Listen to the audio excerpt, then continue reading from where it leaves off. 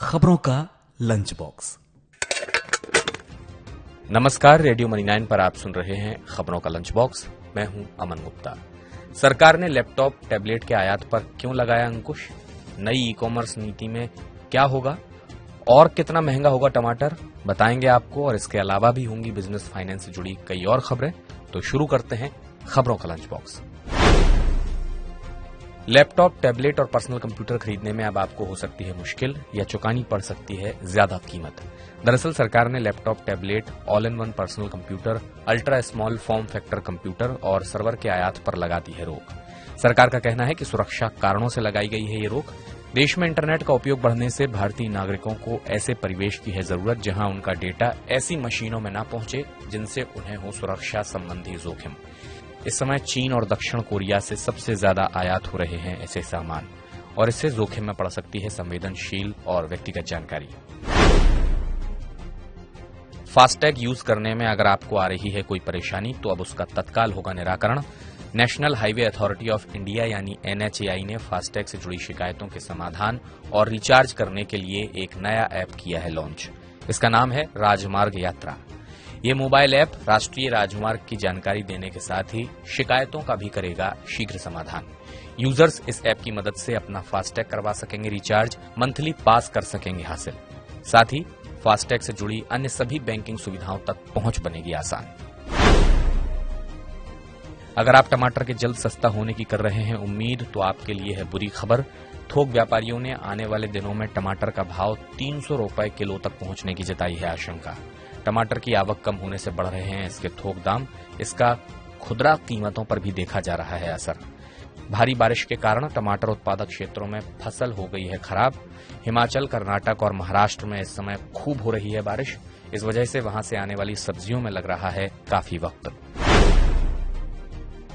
आपकी डिजिटल जानकारी चुराना अब किसी के लिए नहीं होगा आसान। सरकार ने संसद में डेटा प्रोटेक्शन बिल किया पेश। अगर कोई कंपनी नागरिकों की डिजिटल रूप से रखी जानकारी या आंकड़ों का करती है दुरुपयोग या उनको सुरक्षित रखने में होती है विफल, तब उस पर लग सकता है भारी भरकम जुर्माना। नए बिल में डेटा के रखरखाव और प्रोसेसिंग करने वाली इकाइयों के लिए जवाबदेही के साथ लोगों के अधिकारों को किया गया है स्पष्ट। इसमें भारतीय व्यक्तिगत जानकारी संरक्षण बोर्ड के गठन का भी किया गया है प्रस्ताव।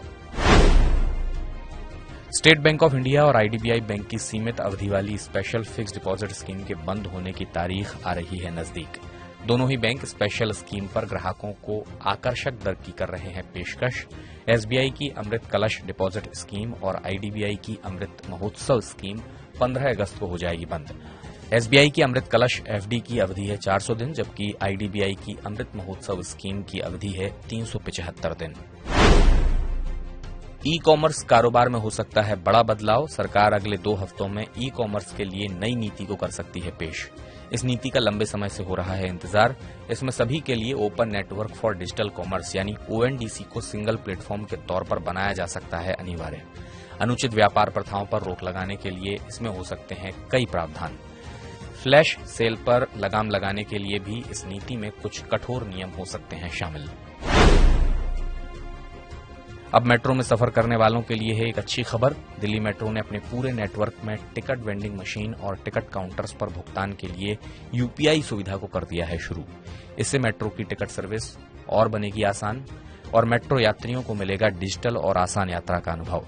DMRC ने कहा कि यात्री अपने स्मार्टफोन में UPI सपोर्टेड मोबाइल एप्लीकेशन की मदद से कर सकते हैं अपना स्मार्ट कार्ड रिचार्ज या खरीद सकते हैं मेट्रो QR टिकट। तो दिल्ली NCR के 125 मेट्रो स्टेशन इस व्यवस्था के साथ हो गए हैं अपग्रेड और बाकी बचे स्टेशनों को 1 हफ्ते में सुविधा से कर दिया जाएगा लैस।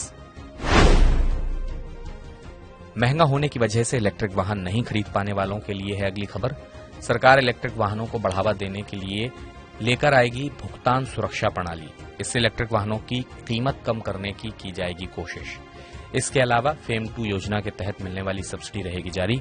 भुगतान सुरक्षा प्रणाली के तहत कंपनियों को सस्ता कर्ज उपलब्ध कराने की होगी कोशिश। रेटिंग एजेंसी S&P ग्लोबल का कहना है कि भारत की GDP 6.7% की दर से बढ़ेगी आगे।